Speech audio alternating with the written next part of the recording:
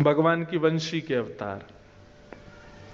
हरिवंश महाप्रभु के चरित्र में एक बहुत सुंदर लीला आती है कि जब आप छोटे थे ना, तभी से आपका नियम था, प्यास लगती थी तो वही पानी पिएंगे जो ठाकुर जी को भोग लगा हो। ठाकुर जी की झारी जी का जल हो, ठाकुर जी का चरणामृत का जल हो, चाहे प्यासे मर जाएंगे लेकिन उसके अलावा कुछ नहीं पिएंगे। और भूख लगेगी तो वही पाएंगे जो ठाकुर जी को पधराया जा चुका है, उसके अलावा चाहे दुनिया के बहुव्यंजन सामने रख दिए गए हों, भूखे सो जाएंगे लेकिन ठाकुर जी की वस्तु लिए बिना नहीं सो। एक बहुत सुंदर लीला सुना है। एक बार हरिवंश बालक थे, छोटे बालक है, जैसे बालक खेल रहे हैं ना ऐसे छोटे छोटे बालक थे। तब से उनका नियम था कि उनके पिताजी के जो सेवा के ठाकुर जी थे वो पूरे दिन उनको ही देखते रहते थे। वो पूर्व जन्म का उनको याद रहता था कि मैं निकुंज की एक सखी हूं, वंशी सखी, वंशी अली। तो अब बालक को तो कभी भी भूख लगाती है, तो हरिवंश महाप्रभु की माता जी को इतना भोग रखना पड़ता था ठाकुर जी के आगे कि बालक को कब भूख लगावे, और कुछ पाते ही नहीं थे ठाकुर जी के प्रसाद के अलावा। लेकिन एक दिन हरिवंश बालक को रात्रि, अर्धरात्रि में रोने लगे, सोते सोते। माता जी पिताजी के बीच में सो रहे थे, सोते सोते रोने लगे। माँ पिता उठ गए, क्या हुआ बालक, क्या हुआ, क्या हुआ, क्यों रो रहे हो? भूख लगी है। उनके पिताजी व्यास मिश्र तुरंत अपनी पत्नी से बोले, देवी लाओ कुछ खिलाओ। बोले, अरे कुछ खिलाओ, जानते नहीं हो आप ये बिना भोग लगाई कोई वस्तु पाता नहीं है। तो बोले रात्रि का कोई, बोले वो सब रात में पा चुके हैं सब लोग, अब कुछ ऐसा है नहीं, सब अमनिया है। अमनिया जिसका भोग ना लगा उसको अमनिया कहते हैं, सब अमनिया है, ठाकुर जी का भोग कुछ भी नहीं है अभी। लेकिन छोटा बालक रोए, अब उसके आगे कौन से वेद शास्त्र जिद चलती है। तो व्यास मिश्र जी बोले, सुनो अभी नींद में है, रो रहा है, इसको क्या पता, कुछ भी ले आओ, धर दो सामने। तो माता जी गई, कुछ ला करके हरिवंश बालक के आगे रख दिया। तो हरिवंश जी ऐसे लेकर के देखने लगे। तो माता पिता बोले, क्या देख रहे हो? बोले इसका भोग तो लगा नहीं है। तो व्यास मिश्र जी बोले, तुमको कैसे पता कि भोग लगा कि नहीं? बोले जब भोग लगता है तो मैं देख लेता हूं, ठाकुर जी की दतुइयां गड़ी होती हैं उस पर। मतलब सेवा व्यास जी करते हैं, उनको नहीं पता कि भोग में ठाकुर जी की दतुइयां गड़ी हैं। उनके बालक हरिवंश जी को पता है कि ठाकुर जी ने भोग लगाया कि नहीं। रोने लगे, रोते रोते। अब माता पिता चिंता में, रात में ठाकुर जी को थोड़ी उठाएंगे बालक के लिए, ठाकुर जी तो सो रहे हैं। लेकिन रुदन की आवाज हमारी किशोरी जी ने सुन ली। हमारी लाडली जी सेज सैया पर बेचैन हो गई। तो ठाकुर जी बोले, का भयो, सो काय कुनाए रही हो? अरे आपको आवाज नहीं आ रही? हरिवंश बालक रो रहा है। ठाकुर जी बोले, हाँ रो तो रो, काय को रो है?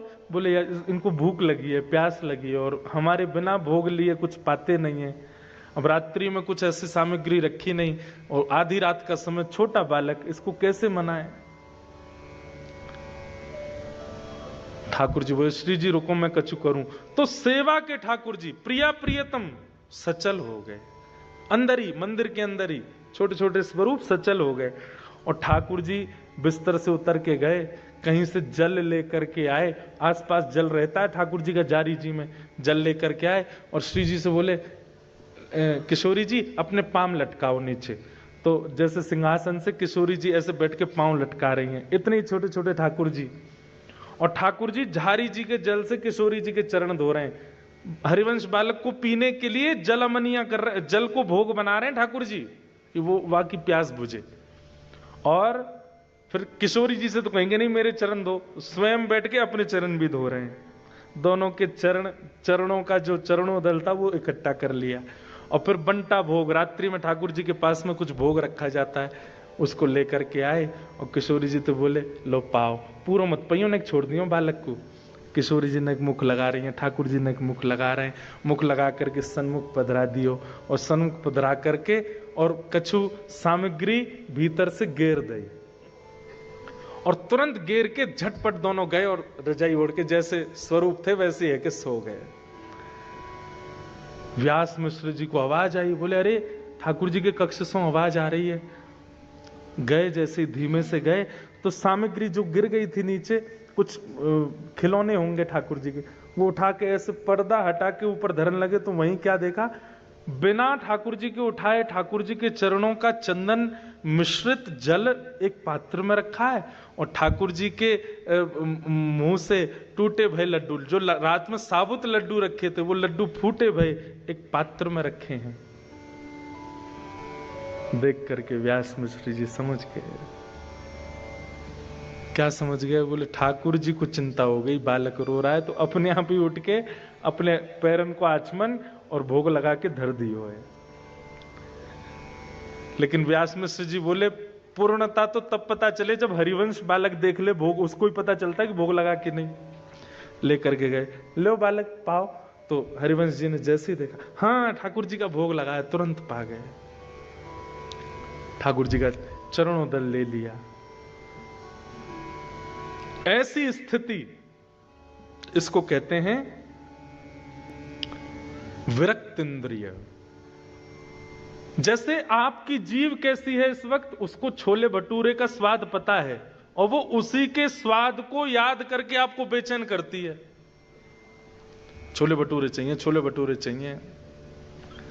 आपकी जीव को स्वाद पता है पानी पूरी का, तो पानी पूरी का नाम लेते कई होंगे तो मुंह में पानी आ भी गया होगा। आहा, खट्टा खट्टा पानी जब जीभ में जाएगा कितना सुख मिलेगा, आनंद आ जाएगा।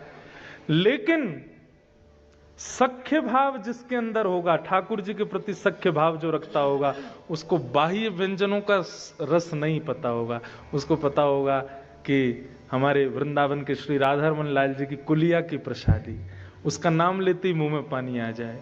श्री वृंदावन बिहारी लाल जी के सुबह की, अब आपने तो पाई नहीं होगी, सुबह सुबह बिहारी जी को पराठा भोग लगता है, हमारे बिहारी जी को इतना स्वादिष्ट पराठा। आहा, श्री राधा वल्लभ लाल जी की खिचड़ी, क्या कहने, मेरे तो मुंह में पानी आ गया भाई थे। मन कर रहा हो कल की फ्लाइट थी वृंदावन जाऊं, पा लूं। मतलब आपके टेस्ट बर्ड्स, आपकी दर्शन की स्थिति देख, अभी नेत्रों को क्या चाहिए? सुंदरता, उसका रूप, वहां के लोगों का रूप, या वहां का व्यू, या वहां का सीन, ऐसे देखने की इच्छा होती है।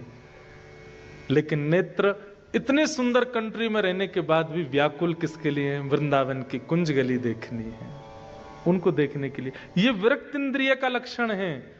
ये ठाकुर जी सखा मानेंगे तो ऐसी ही इंद्रियां होती चली जाएंगी।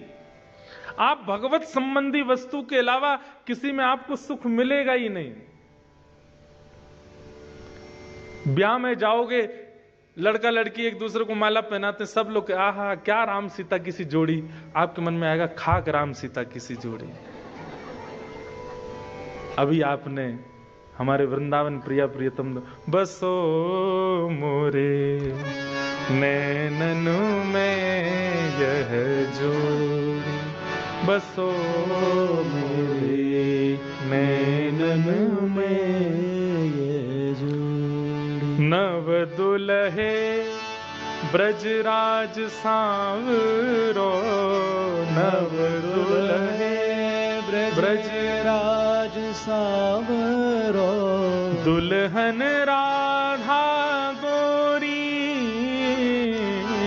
दुल्हन राधा गोरी, बसो मोरे नैननु में यह जोड़ी, बसो मोरे नैननु में। हित हरिवंश करी न्योछावर,